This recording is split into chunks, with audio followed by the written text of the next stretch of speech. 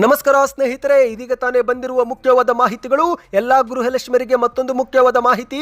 ಬಾಕಿ ಕಂತು ಜಮೆ ಆಗ್ತಾ ಇದೆ. ಆದರೆ 2.5 ಲಕ್ಷ ಮಹಿಳೆಯರಿಗೆ ಶಾಕ್ ಕೊಟ್ಟ ಸರ್ಕಾರ. ಏನಿದು ಮಾಹಿತಿ? ವಿಡಿಯೋನ ಪೂರ್ತಿಯಾಗಿ ನೋಡಿ. ಮತ್ತೊಂದೆಡೆಯಲ್ಲಿ ರಾಜ್ಯಾದ್ಯಂತ ಬಿಜೆಪಿ ನಾಯಕರು ಮತ್ತೊಮ್ಮೆ ಹೋರಾಟಕ್ಕೆ ಕರೆ ಕೊಟ್ಟಿದ್ದಾರೆ. ಅಶೋಕ್ ಅವರು ಸರ್ಕಾರಕ್ಕೆ ಎಚ್ಚರಿಕೆ ನೀಡಿದ್ದಾರೆ. ಎಲ್ಲ ಮಾಹಿತಿಗಳು ಬಂದಿವೆ. ಇದೇ ಮಧ್ಯೆ ಚಿನ್ನ ಮತ್ತು ಬೆಳ್ಳಿ ಬಗ್ಗೆ ಹಣಕಾಸು ಸಚಿವೆ ನಿರ್ಮಲಾ ಸೀತಾರಾಮನ್ ಅವರಿಂದ ಭರ್ಜರಿ ಗುಡ್ ನ್ಯೂಸ್ ಬಂದಿದೆ. ಬೆಲೆ ಏರಿಕೆ ಮಧ್ಯೆನೇ ಕೇಂದ್ರದಿಂದ ಬಂತು ಸಿಹಿ ಸುದ್ದಿ. ಇವತ್ತಿನ ಚಿನ್ನ ಮತ್ತು ಬೆಳ್ಳಿ ಬೆಲೆ ಬಗ್ಗೆ ಮಾಹಿತಿ ನೋಡೋಣ. ವಿಡಿಯೋನ ಮಾತ್ರ ಸ್ವಲ್ಪನೂ ಸ್ಕಿಪ್ ಮಾಡಬೇಡಿ. ಇನ್ನು ಕರ್ನಾಟಕದ ಬಜೆಟ್ ಘೋಷಣೆ ಮೊದಲೇ 13 ಯೋಜನೆಗಳು ಜಾರಿಗೆ ಮಾಡಲು ಮುಂದಾದ ಸರ್ಕಾರ. ಬಜೆಟ್ನಲ್ಲಿ ರೈತರ ಸಾಲ ಮನ್ನಾ ಜೊತೆಗೆ ಹಲವು ಯೋಜನೆಗಳು ಜಾರಿಗೆ ಆಗುತ್ತಾ? ಮುಖ್ಯಮಂತ್ರಿ ಸಿದ್ದರಾಮಯ್ಯನವರ ಸಭೆ ಬಗ್ಗೆ ಮಾಹಿತಿ. ಎಲ್ಲ ಸುದ್ದಿಗಳನ್ನು ನೋಡೋಕ್ಕಿಂತ ಮೊದಲು ನೀವು ಸುದ್ದಿ ಸಮಯ ಯೂಟ್ಯೂಬ್ ಚಾನಲ್ಗೆ ಮೊದಲು ಬಾರಿ ಭೇಟಿ ಕೊಡುತ್ತಿದ್ರೆ ದಯವಿಟ್ಟು ಸಬ್ಸ್ಕ್ರೈಬ್ ಬಟನ್ ಕ್ಲಿಕ್ ಮಾಡಿ, ಪಕ್ಕದಲ್ಲಿ ಕಾಣಿಸೋ ಗಂಟೆ ಕೂಡ ಒತ್ತಿ. ಇದರಿಂದ ರಾಜ್ಯದ ಮುಖ್ಯವಾದ ಮಾಹಿತಿಗಳು ನಿಮಗೆ ಸಿಗುತ್ತಿರುತ್ತವೆ. ವಿಡಿಯೋಗೆ ಲೈಕ್ ಮಾಡ್ತಾ ವಿಡಿಯೋನ ಪೂರ್ತಿಯಾಗಿ ನೋಡಿ. ಬನ್ನಿ ಸ್ನೇಹಿತರೆ, ಎಲ್ಲ ಮುಖ್ಯವಾದ ಮಾಹಿತಿಗಳನ್ನು ಡೀಟೇಲ್ ಆಗಿ ನೋಡೋಣ. ನೀವು ಕೂಡ ಗೃಹಲಕ್ಷ್ಮಿ ಯೋಜನೆ ಫಲಾನುಭವಿಗಳಾಗಿದ್ದರೆ ಫೆಬ್ರವರಿ ತಿಂಗಳಲ್ಲಿ 2,000 ರೂಪಾಯಿ ಜಮವಾಯ್ತಾ?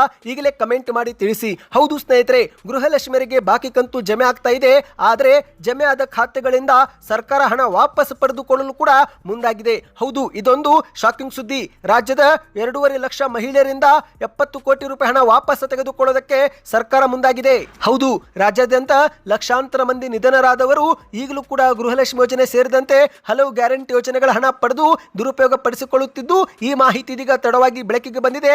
ಹೀಗಾಗಿ ಸರ್ಕಾರ ಮುಂದಿನ ದಿನಗಳಲ್ಲಿ ಜೀವಿತಾವಧಿಯ ಖಾತ್ರಿಗಾಗಿ ತಂತ್ರಜ್ಞಾನ ಆಧಾರಿತ ಒಂದು ಅಪ್ಲಿಕೇಶನ್ ಅಭಿವೃದ್ಧಿ ಪಡಿಸಲು ಸರ್ಕಾರ ಈಗ ಚಿಂತನೆ ನಡೆಸಿದೆ ಎಂದು ಹೇಳಲಾಗ್ತಾ ಇದೆ. ಹೌದು, ಗ್ಯಾರಂಟಿ ಯೋಜನೆಗಳನ್ನು ರಾಜ್ಯದಲ್ಲಿ ಸುಮಾರು 2.5 ಲಕ್ಷ ಮಂದಿ ದುರುಪಯೋಗ ಪಡಿಸಿಕೊಂಡಿರೋ ಬಗ್ಗೆ ಮಾಹಿತಿ ಬಂದಿದೆ. ನಿಧನರಾದ ಕೂಡಲೇ ಮಾಹಿತಿ ನೀಡಿದ ಪರಿಣಾಮ ಅವರ ಬ್ಯಾಂಕ್ ಖಾತೆಗೆ ಇದುವರೆಗೆ 70 ಕೋಟಿ ರೂಪಾಯಿ ರವಾನೆಯಾಗಿದೆ. ಆ ಕುಟುಂಬ ಈಗಲೂ ಕೂಡ ಗೃಹಲಕ್ಷ್ಮಿ ಯೋಜನೆ ಸೇರಿದಂತೆ ಇತರೆ ಯೋಜನೆ ಹಣವನ್ನು ಪಡೆದುಕೊಳ್ಳುತ್ತಿದ್ದಾರೆ. ಹೌದು ಸ್ನೇಹಿತರೆ, ಮೃತಪಟ್ಟವರ ಹೆಸರಲ್ಲಿ ಈಗಲೂ ಕೂಡ ಪಡಿತರ ಆಹಾರಧನ ಪಡೆದುಕೊಳ್ಳುತ್ತಿರುವ ಮಾಹಿತಿಯೂ ಕೂಡ ಸರ್ಕಾರಕ್ಕೆ ಲಭ್ಯವಾಗಿದೆ. ಕುಟುಂಬದ ತಂತ್ರಾಂಶದ ಮೂಲಕ ಈಗ ದುರುಪಯೋಗ ಪತ್ತೆ ಮಾಡಲಾಗಿದ್ದು, ಬಡವರಿಗೆ ನೆರವಾಗಲಿ, ಮಹಿಳೆಯರ ಆರ್ಥಿಕ ಸಬಲೀಕರಣ ಉದ್ದೇಶದಿಂದ ಗ್ಯಾರಂಟಿ ಯೋಜನೆ ಜಾರಿಗೆ ತರಲಾಗಿದೆ. ಆದರೆ ಕೆಲ ಫಲಾನುಭವಿಗಳು ನಿಧನರಾದ ಬಳಿಕವೂ ಕೂಡ ಅವರ ಹೆಸರಲ್ಲಿ ಕುಟುಂಬದವರು ಯೋಜನೆ ಲಾಭ ಪಡೆಯುತ್ತಿರುವುದು ಎಷ್ಟು ಸರಿ ಎಂದು ಮಹಿಳಾ ಮತ್ತು ಮಕ್ಕಳ ಅಭಿವೃದ್ಧಿ ಇಲಾಖೆ ಪ್ರಶ್ನೆ ಮಾಡಿದೆ. ಹೌದು, ಇದೀಗ ಒಟ್ಟಾರೆ ರಾಜ್ಯಾದ್ಯಂತ 2.5 ಲಕ್ಷ ಮೃತಪಟ್ಟವರ ಬ್ಯಾಂಕ್ ಖಾತೆಗೆ 70 ಕೋಟಿ ರೂಪಾಯಿ ಗೃಹಲಕ್ಷ್ಮಿ ಯೋಜನೆ ಹಣ ಸಂದೇಹವಾಗಿದೆ. ಈಗ ಆ ಒಂದು ಹಣವನ್ನು ಸರ್ಕಾರ ವಾಪಸ್ ಪಡೆದುಕೊಳ್ಳಲಿದೆ. ಹೌದು, ಕರ್ನಾಟಕದಲ್ಲಿ 2023 ಮೇ ತಿಂಗಳಲ್ಲಿ ಕಾಂಗ್ರೆಸ್ ಸರ್ಕಾರ ಅಧಿಕಾರಕ್ಕೆ ಬಂತು. ಜೂನ್ ಮತ್ತು ಜುಲೈ ತಿಂಗಳಿನಿಂದಲೇ ಗ್ಯಾರಂಟಿ ಯೋಜನೆಗಳು ಹಂತ ಹಂತವಾಗಿ ಜಾರಿಗೆ ಆಯಿತು. ಆಗಸ್ಟ್ ತಿಂಗಳಿನಿಂದ ಗೃಹಲಕ್ಷ್ಮಿಯರಿಗೆ ಹಣವು ಕೂಡ ವರ್ಗಾವಣೆ ಕೊಡಲಾಯಿತು.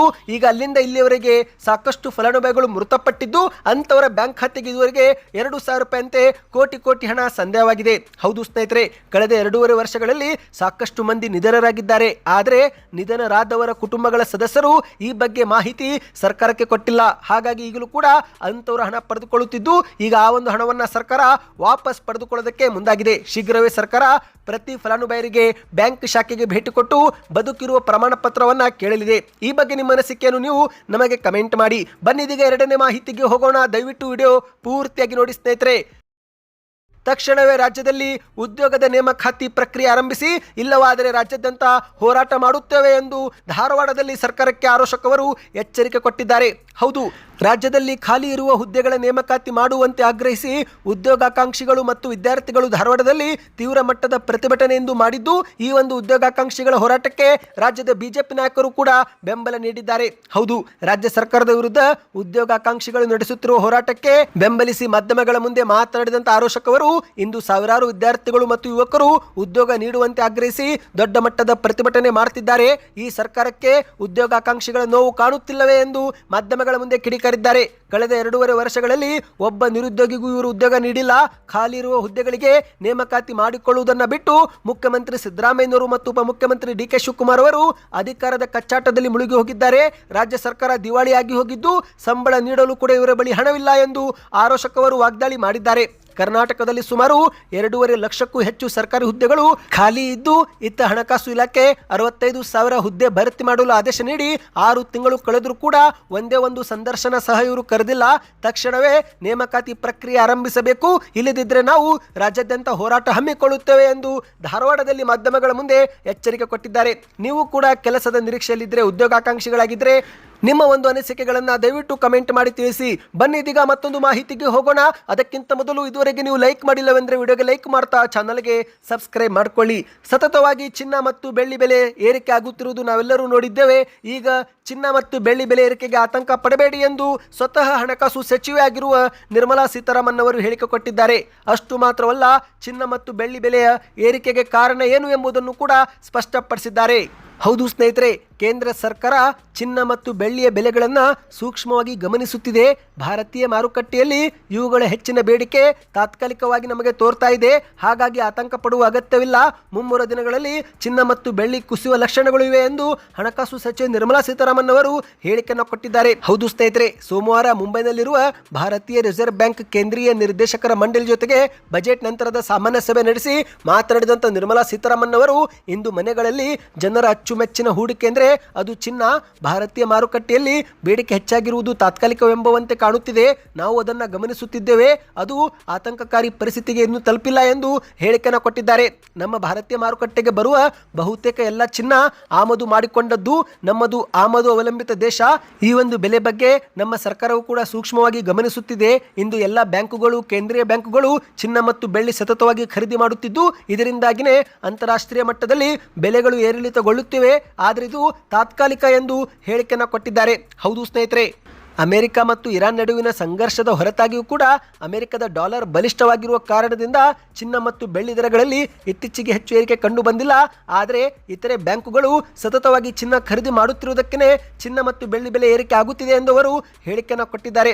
ಅಷ್ಟು ಮಾತ್ರವಲ್ಲ, ಸ್ವತಃ RBI ಕೂಡ ದೊಡ್ಡ ಮಟ್ಟದಲ್ಲಿ ಚಿನ್ನ ಸಂಗ್ರಹಿಸುತ್ತಿದೆ ಎಂದು ಕೂಡ ಅವರು ಮಾಹಿತಿ ಕೊಟ್ಟಿದ್ದಾರೆ.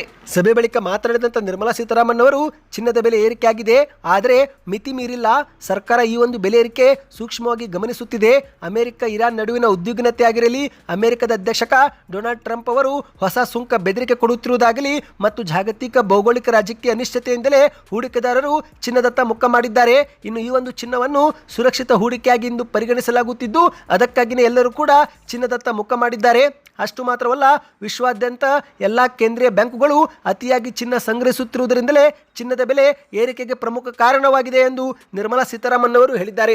ಇನ್ನೀಗ ಚಿನ್ನ ಮತ್ತು ಬೆಳ್ಳಿ ಬೆಲೆ ಏರಿಕೆ ಬಗ್ಗೆ ನೋಡುವುದಾದರೆ ಸ್ನೇಹಿತರೆ, 24 ಫೆಬ್ರವರಿ ಸೋಮವಾರದ ಮಾರುಕಟ್ಟೆ ಪ್ರಕಾರ 24 ಕ್ಯಾರೆಟ್ 1 ಗ್ರಾಮ್ ಶುದ್ಧ ಚಿನ್ನದ ಬೆಲೆಯಲ್ಲಿ 43 ರೂಪಾಯಿ ಏರಿಕೆಯಾಗಿದೆ. ಹೌದು, ಇದೀಗ 1 ಗ್ರಾಮ್ ಚಿನ್ನದ ಬೆಲೆ 16,178 ರೂಪಾಯಿ ಆಗಿದೆ. ಅಂದರೆ 10 ಗ್ರಾಮ್ಗೆ 1,61,178 ರೂಪಾಯಿ ಸ್ನೇಹಿತರೆ. ಇನ್ನು ಬೆಳ್ಳಿ ಬೆಲೆ ಬಗ್ಗೆ ನೋಡುವುದಾದ್ರೆ ಪ್ರತಿ ಗ್ರಾಮ್ ಬೆಳ್ಳಿದೀಗ 285 ರೂಪಾಯಿ, ಅಂದರೆ 1 kg 2,85,000 ರೂಪಾಯಿ ಸ್ನೇಹಿತರೆ. ಇಷ್ಟು ದಿನ ಕುಸಿತವಾಗಿದ್ದಂಥ ಬೆಳ್ಳಿಯು ಕೂಡ ಈಗ ಮತ್ತೆ ಮೆಲ್ಲನೆ ಏರಿಕೆ ಆಗ್ತಾ ಇದೆ. ನೀವು ಕೂಡ ಚಿನ್ನ ಅಥವಾ ಬೆಳ್ಳಿಯಲ್ಲಿ ಹೂಡಿಕೆ ಮಾಡಿದ್ರೆ, SIP ಮಾಡಿದ್ರೆ ಕಮೆಂಟಲ್ಲಿ ಎಸ್ ಎಂದು ಕಮೆಂಟ್ ಮಾಡಿ. ಬನ್ನಿ ಇದೀಗ ಮತ್ತೊಂದು ಮಾಹಿತಿಗೆ ಹೋಗೋಣ. ಕರ್ನಾಟಕದ ಬಜೆಟ್ ಶೀಘ್ರವೇ ಮಂಡನೆ ಆಗಲಿದೆ. ಹೌದು, ಹಣಕಾಸು ಸಚಿವರು ಆಗಿರುವಂತಹ ಮುಖ್ಯಮಂತ್ರಿ ಸಿದ್ದರಾಮಯ್ಯನವರು ಇದೇ ಮಾರ್ಚ್ 6, 2026ರಂದು ಕರ್ನಾಟಕದ ಬಜೆಟ್ ಅನ್ನು ಮಂಡಿಸಲಿದ್ದಾರೆ. ಈ ಬಾರಿ ಬಜೆಟ್ನಲ್ಲಿ ಯಾವ ಯಾವ ಯೋಜನೆಗಳು ಘೋಷಣೆ ಆಗಲಿವೆ ಎಂಬ ಕುರಿತಂತೆ ಜನರು ಕಾದು ಕುಳಿತಿದ್ದು, ಇದೇ ಮಧ್ಯೆ ಈ ಬಾರಿಯ ಬಜೆಟ್ನಲ್ಲಿ 13 ಸೂತ್ರ ಜಾರಿಗೆ ತರುವಂತೆ ಮುಖ್ಯಮಂತ್ರಿಯವರಿಗೆ ಮನವಿ ರೂಪದಲ್ಲಿ ದಿನೇಶ್ ಗೂಳಿಗೌಡ ಅವರು ಒಂದು ಮನವಿ ಪತ್ರವನ್ನು ಸಲ್ಲಿಕೆ ಮಾಡಿದ್ದಾರೆ. ಹೌದು ಸ್ನೇಹಿತರೆ, ಈ ಬಾರಿಯ ಬಜೆಟ್ನಲ್ಲಿ ದಯವಿಟ್ಟು ಈ ಒಂದು ಯೋಜನೆಗಳನ್ನು ಘೋಷಣೆ ಮಾಡುವಂತೆ ಮುಖ್ಯಮಂತ್ರಿ ಸಿದ್ದರಾಮಯ್ಯನವರಿಗೆ ದಿನೇಶ್ ಗೂಳಿಗೌಡ ಅವರು ಒಂದು ಮನವಿಯನ್ನ ಮಾಡಿದ್ದಾರೆ. ಹೌದು, ಆರೋಗ್ಯ, ಕೃಷಿ, ತಂತ್ರಜ್ಞಾನ, ರೈತರ ಪರವಾಗಿ ಸೇರಿದಂತೆ ಆಡಳಿತ ಸುಧಾರಣೆ ಜೊತೆಗೆ ಒಟ್ಟು 13 ಅಂಶ ಒಳಗೊಂಡ ಒಂದು ಸಮಗ್ರ ಪ್ರಸ್ತಾವನೆಯನ್ನೇ ಸಲ್ಲಿಕೆ ಮಾಡಿದ್ದಾರೆ. ಹಾಗಾದ್ರೆ ಯಾವ ಯಾವ ಯೋಜನೆಗಳು ಆ ಒಂದು ಪ್ರಸ್ತಾವನೆಯಲ್ಲಿ ಇದೆ ಎಂಬುದನ್ನು ಡೀಟೇಲ್ ಆಗಿ ನೋಡೋಣ. ಅದಕ್ಕಿಂತ ಮೊದಲು ವಿಡಿಯೋಗೆ ನೀವು ಲೈಕ್ ಮಾಡಿ. ಮೊದಲಿಗೆ ಸ್ನೇಹಿತರೆ, ಜಯದೇವ ಹೃದ್ರೋಗ ಆಸ್ಪತ್ರೆ ಮತ್ತು ಸಂಶೋಧನಾ ಕೇಂದ್ರದ ನೂತನ ಘಟಕ ಸ್ಥಾಪನೆಗೆ 20 ಎಕರೆ ಪ್ರದೇಶದಲ್ಲಿ ನೂತನ ಘಟಕ ಸ್ಥಾಪಿಸಿ ಎಂದು ಮನವಿ ಮಾಡಲಾಗಿದೆ. ಎರಡನೇದಾಗಿ ಮೈಸೂರು ರೇಷ್ಮೆ ಸಿರಿಯ ನೂತನ ಉದ್ಘಾಟನಾ ಘಟಕ ಸ್ಥಾಪನೆ ಮಾಡುವಂತೆಯೂ ಕೂಡ ಮನವಿ ಮಾಡಲಾಗಿದೆ. ಮೂರನೇದಾಗಿ ನೂತನ ಜಲ ಆಯೋಗ ರಚನೆ ಮಾಡಿ ಜಲಾಶಯಗಳ ನಿರ್ವಹಣೆ, ಮಳೆ ನೀರು ಸಂಗ್ರಹ ಮತ್ತು ಕೃಷಿ ಕೈಗಾರಿಕೆಗಳಿಗೆ ಸಮರ್ಪಕ ನೀರು ಪೂರೈಸಲು ವೈಜ್ಞಾನಿಕ ಸಲಹೆ ನೀಡಲು ಒಂದು ಜಲ ಆಯೋಗ ರಚಿಸಿ ಎಂದು ಮನವಿ ಮಾಡಲಾಗಿದೆ. ನಾಲ್ಕನೇದಾಗಿ ಹಾಲು ಉತ್ಪಾದಕರಿಗೆ ಪ್ರೋತ್ಸಾಹಧನ ಹೆಚ್ಚಳ ಮಾಡಿ ಎಂದು ಮನವಿ ಮಾಡಲಾಗಿದೆ. ಹೌದು, ಈಗ ನೀಡುತ್ತಿರುವ 5 ರೂಪಾಯಿ ಪ್ರೋತ್ಸಾಹಧನವನ್ನು 7 ರೂಪಾಯಿಗೆ ಹೆಚ್ಚಿಗೆ ಮಾಡಿ ಎಂದು ಮನವಿ ಮಾಡಲಾಗಿದೆ.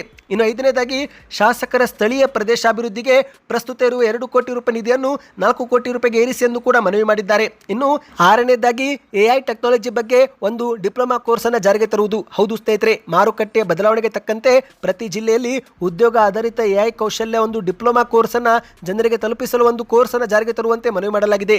ಇನ್ನು 7ನೇದಾಗಿ ಮೈಸೂರಿನಲ್ಲಿ ಕಾನೂನು ವಿಶ್ವವಿದ್ಯಾನಿಲಯದ ಪ್ರಾದೇಶಿಕ ಕಚೇರಿ ಸ್ಥಾಪನೆ ಮಾಡುವುದು. ಹೌದು, ಈಗ ಹುಬ್ಬಳ್ಳಿಯಲ್ಲಿರುವ ಕಾನೂನು ವಿಶ್ವವಿದ್ಯಾಲಯ ಪ್ರಾದೇಶಿಕ ಕೇಂದ್ರವನ್ನ ಮೈಸೂರಲ್ಲಿ ಸ್ಥಾಪನೆ ಮಾಡುವಂತೆ ಮನವಿ ಮಾಡಲಾಗಿದೆ. 8ನೇದಾಗಿ ಎಲೆಕ್ಟ್ರಾನಿಕ್ ವಾಹನಗಳ ಖರೀದಿ. ಹೌದು, ಪರಿಸರ ಮಾಲಿನ್ಯ ತಡೆಗೆ ಸರ್ಕಾರದ ಎಲ್ಲಾ ಇಲಾಖೆಗಳಲ್ಲಿ ಇನ್ನು ಮುಂದೆ ಕೇವಲ ಎಲೆಕ್ಟ್ರಾನಿಕ್ ವಾಹನಗಳನ್ನೇ ಬಳಕೆ ಮಾಡಬೇಕು ಮತ್ತು ಎಲೆಕ್ಟ್ರಿಕ್ ವಾಹನಗಳನ್ನೇ ಖರೀದಿ ಮಾಡಬೇಕು ಎಂಬ ನಿಯಮ ಜಾರಿಗೆ ತರಲು ಮನವಿ ಮಾಡಲಾಗಿದೆ. 9ನೇದಾಗಿ ಗ್ಯಾರಂಟಿ ಯೋಜನೆಗಳ ನಿರ್ವಹಣೆಗೆ ಪ್ರತ್ಯೇಕ ಸಚಿವಾಲಯ ರೂಪಿಸುವಂತೆ ಮನವಿ ಮಾಡಲಾಗಿದೆ. ಹೌದು, 5 ಗ್ಯಾರಂಟಿ ಯೋಜನೆಗಳು ಪ್ರತಿ ಜನರಿಗೆ ತಲುಪಿಸುವ ಸಲುವಾಗಿ ಒಂದು ಅಧಿಕಾರಿಯಾಗಿ ನೇತೃತ್ವದ ಪ್ರತ್ಯೇಕ ಸಚಿವಾಲಯ ಸ್ಥಾಪಿಸಿ ಎಂದು ಹೇಳಲಾಗಿದೆ. 10ನೇದಾಗಿ ವಸತಿ ಯೋಜನೆಗೆ ಅನುದಾನ ಹೆಚ್ಚಳ ಮಾಡುವಂತೆ ಕೂಡ ಮನವಿ ಮಾಡಲಾಗಿದೆ. ಪ್ರತಿ ವಿಧಾನಸಭಾ ಕ್ಷೇತ್ರಕ್ಕೆ ಕನಿಷ್ಠ 1,000 ಮನೆಗಳನ್ನು ನೀಡುವುದು ಒಂದು ಮನವಿಯಾಗಿದೆ. 11ನೇದಾಗಿ ಸ್ಥಳೀಯ ಸಂಸ್ಥೆಗಳ ಸದಸ್ಯರ ಭತ್ಯೆ ಹೆಚ್ಚಳ ಮಾಡಬೇಕು. ಹೌದು, ಗ್ರಾಮ, ತಾಲೂಕು ಮತ್ತು ಜಿಲ್ಲಾ ಪಂಚಾಯತಿ ಸದಸ್ಯರ ಗೌರವಧನ ಮತ್ತು ಅವರಿಗೆ ನೀಡಲಾಗುತ್ತಿರುವ ಸಭಾ ಭತ್ಯೆಯನ್ನು ಹೆಚ್ಚಿಗೆ ಮಾಡುವಂತೆ ಮನವಿ ಮಾಡಲಾಗಿದೆ. 12ನೇದಾಗಿ ಶೂನ್ಯ ಬಡ್ಡಿ ದರದ ಸಾಲದ ಒಟ್ಟು ಅನುದಾನವನ್ನು 28,000 ಕೋಟಿ ರೂಪಾಯಿಂದ 30,000 ಕೋಟಿ ರೂಪಾಯಿಗೆ ಹೆಚ್ಚಿಸುವುದು. ಅಂದರೆ ರೈತರ ಸಾಲದ ಮೊತ್ತವನ್ನು ಹೆಚ್ಚಳ ಮಾಡುವಂತೆ ಮನವಿ ಮಾಡಲಾಗಿದೆ. ಇನ್ನು ಕೊನೆಯದಾಗಿ ರೈತರ ಸಾಲ ಮನ್ನಾ. ಹೌದು, ಬಾಕಿ ಉಳಿದ ರೈತರ ಸಾಲ ಮನ್ನಾ ಮಾಡುವಂತೆ ಮನವಿ ಮಾಡಲಾಗಿದೆ. ಹಲವು ತಾಂತ್ರಿಕ ಕಾರಣದಿಂದ ಸಾಲ ಮನ್ನಾದಿಂದ ವಂಚಿತರಾದಂಥ 50,000 ರೈತರಿಗೆ 232 ಕೋಟಿ ರೂಪಾಯಿ ಬಿಡುಗಡೆ ಮಾಡಿ ಅವರಿಗೆ ಸಾಲ ಮನ್ನಾ ಜೊತೆಗೆ ಹೊಸ ಸಾಲ ಪಡೆಯಲು ಅವಕಾಶ ಕಲ್ಪಿಸಿಕೊಡಿ ಎಂದು ಮನವಿ ಮಾಡುವ ಮೂಲಕ ಸಿದ್ದರಾಮಯ್ಯನವರ ಮುಂದೆ ಪ್ರಸ್ತಾವನೆ ಸಲ್ಲಿಕೆ ಮಾಡಲಾಗಿದೆ. ಈ ಬಗ್ಗೆ ನಿಮ್ಮ ಅನಿಸಿಕೆಯನ್ನು ನೀವು ಕಮೆಂಟ್ ಮಾಡಿ ಸ್ನೇಹಿತರೆ. ಈ ಎಲ್ಲ ಮಾಹಿತಿ ಇಷ್ಟವಾಯ್ತಾ? ಕಮೆಂಟ್ ಮಾಡಿ. ಬಜೆಟ್ನಲ್ಲಿ ನಿಮ್ಮ ನಿರೀಕ್ಷೆ ಏನು? ಯಾವ ಯೋಜನೆಗಳು ಜಾರಿಗೆ ಆಗಬೇಕು? ನಿಮ್ಮ ಒಂದು ಅನಿಸಿಕೆಯನ್ನು ಕೂಡ ಕಮೆಂಟ್ ಮಾಡ್ತಾ ದಯವಿಟ್ಟು ಚಾನಲ್ಗೆ ಸಬ್ಸ್ಕ್ರೈಬ್ ಮಾಡಿಕೊಳ್ಳಿ. ವಿಡಿಯೋನ ಆದಷ್ಟು ಶೇರ್ ಮಾಡಿ, ವೈರಲ್ ಮಾಡಿ.